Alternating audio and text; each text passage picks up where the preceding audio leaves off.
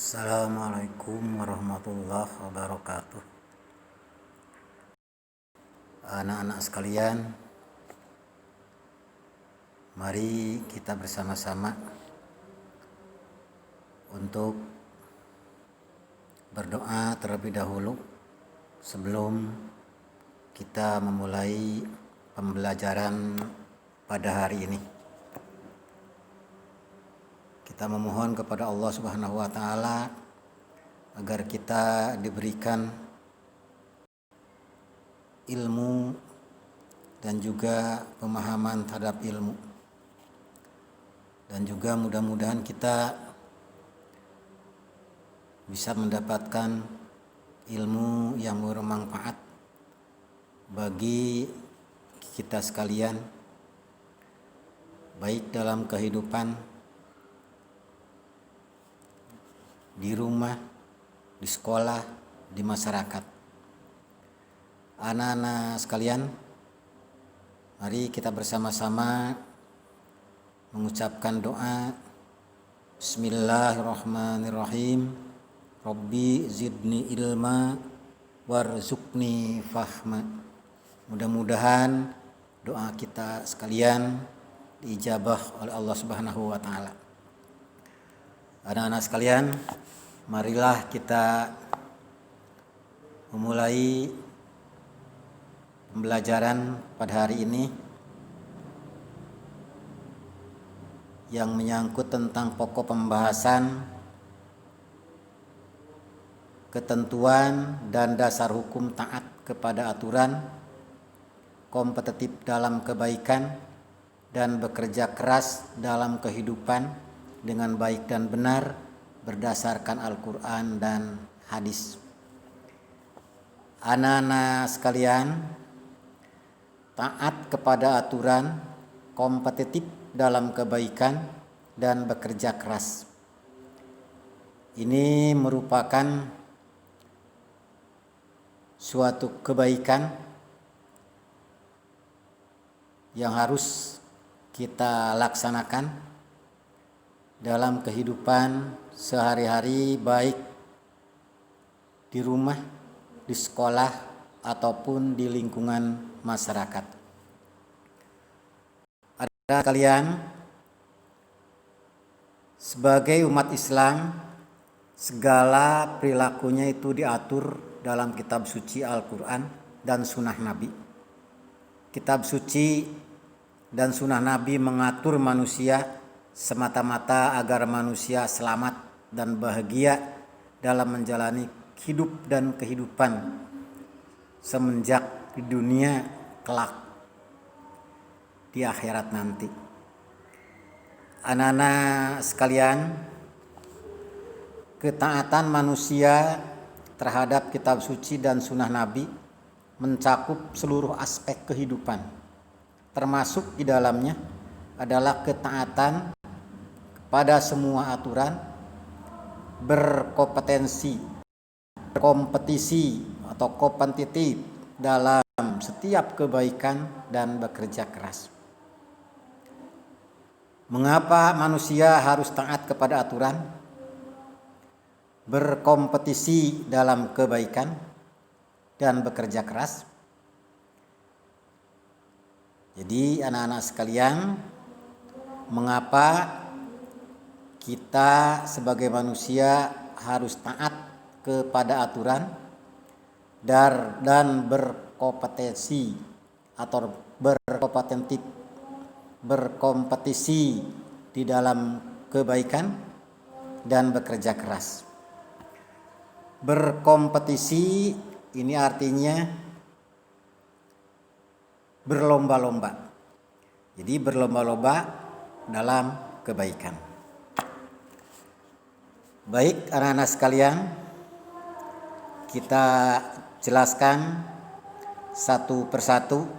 Pertama, yang menyangkut taat kepada aturan. Tidak ada hidup dan kehidupan ini yang terbebas dari aturan, karena setiap hidup dan kehidupan membutuhkan keserasian, ketertiban, kedamaian, dan keharmonisan. Pola hidup ini akan terjadi dan terwujud hanya karena ada aturan yang dilakukan dengan penuh ketaatan secara bersama-sama. Apabila ada sebagian kecil dari anggota masyarakat yang tidak taat kepada aturan, maka akan menimbulkan gangguan yang ada di sekitarnya. Jadi anak-anak sekalian, dalam hidup dan kehidupan di mana saja kita berada, untuk mencapai kehidupan yang tertib, serasi, damai, harmonis, modal yang utama adalah taat terhadap aturan yang ada.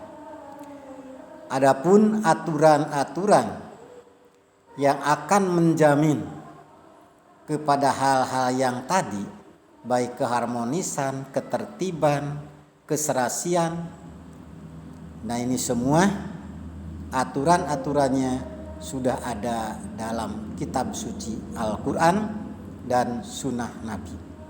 Oleh karena itu, pedoman kita kalau kita menghendaki suatu hidup dan kehidupan yang tenang, harmonis, damai, aturan-aturannya sudah tersirat baik dalam kitab suci Al-Quran ataupun dalam sunnah Nabi. Jadi kalau seandainya dari sebagian manusia ada yang tidak taat kepada aturan yang ada, baik di lingkungan mana saja, maka itu akan menimbulkan suatu kegaduhan dan juga akan menimbulkan suatu gangguan bagi kehidupan ketertiban di dunia ini.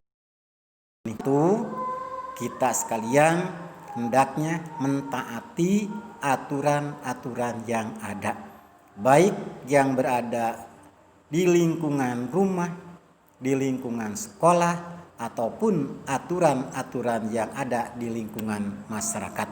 Itu semua harus kita taati sesuai dengan aturan yang berlaku. Anak-anak sekalian, kemudian yang kedua, berkompetisi dalam kebaikan. Ini mengandung arti kompetitif, berlomba-lomba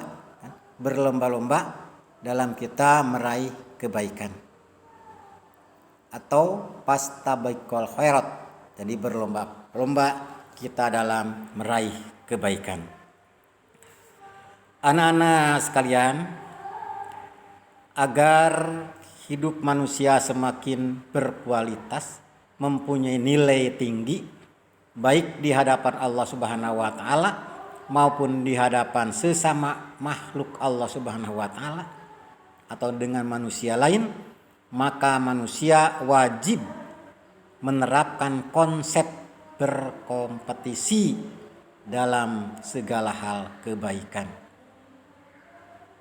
Jadi sekali lagi, kalau kita mau menjadi manusia yang berkualitas, yang bernilai tinggi di hadapan Allah Subhanahu wa Ta'ala ataupun di hadapan manusia yang lain, maka kita wajib menerapkan hidup berkompetisi atau berlomba-lomba dalam rangka meraih kebaikan. Standar kebaikan yang menjadi tolak ukur adalah bentuk kebaikan yang diperintahkan oleh Allah Subhanahu wa Ta'ala dan Rasul-Nya. Semua itu telah tertuang di dalam Alkitab ataupun juga dalam hadis Nabi. Jadi anak-anak sekalian, standar atau ukuran perilaku yang baik adalah kita ukurannya ukuran Al-Quran, ukurannya ukuran Al-Hadis. Apabila yang kita lakukan menurut kita baik, mungkin menurut Al-Quran tidak baik, maka itu kita tidak dilaksanakan. Tapi perintah Allah, contoh-contoh yang dicontohkan oleh Nabi SAW, maka itu merupakan suatu kebaikan. Oleh karena itu, anak-anak sekalian, kalau kita ingin berbuat suatu kebaikan, standar atau ukurannya terdapat dalam Al-Quran dan hadis Nabi. Kalau seandainya kita berbuat suatu kebaikan dengan berpedoman kepada standar atau ukuran yang tertera dalam Al-Quran dan hadis Nabi, maka insya Allah kita bisa dikategorikan, bisa dikelompokkan ke dalam manusia yang berlomba-lomba atau berkompetisi di dalam segala hal kebaikan. Jadi anak-anak sekalian, kita bukan sebaliknya dalam perbuatan perilaku di dunia ini, tapi kita hendaknya berlomba-lomba itu dalam suatu kebaikan. Bukanlah berlomba-lomba dalam suatu kejelekan, keburukan, ataupun kejahatan. Sebab itu semua, baik kejahatan atau perilaku yang tidak baik, yang tercela, itu semua akan membawa kepada malapetaka kepada kita sekalian dalam kehidupan. Sekali lagi anak-anak sekalian, hidup yang hanya sekali ini, jangan sampai kita termasuk orang-orang yang rugi. Manfaatkanlah kehidupan di dunia ini untuk berbuat kebaikan dan kebaikan, seperti diperintahkan oleh Allah Subhanahu wa taala, bahwa kita hendaklah berlomba-lomba meraih sebanyak-banyaknya suatu kebaikan, baik untuk kebaikan dunia ataupun untuk kebaikan di akhirat nanti. Anak-anak sekalian, di antaranya ada 4 ciri seseorang yang akan meraih suatu kebahagiaan. Jadi kalau kita berharap meraih suatu kebahagiaan, maka ada 4 ciri seseorang kebaikan akan diraihnya. Pertama, manusia yang senantiasa melihat orang di atasnya dalam urusan akhirat. Manusia yang senantiasa melihat orang di bawahnya dalam urusan dunia. Manusia yang tidak pernah melihat kebaikan yang pernah dilakukan.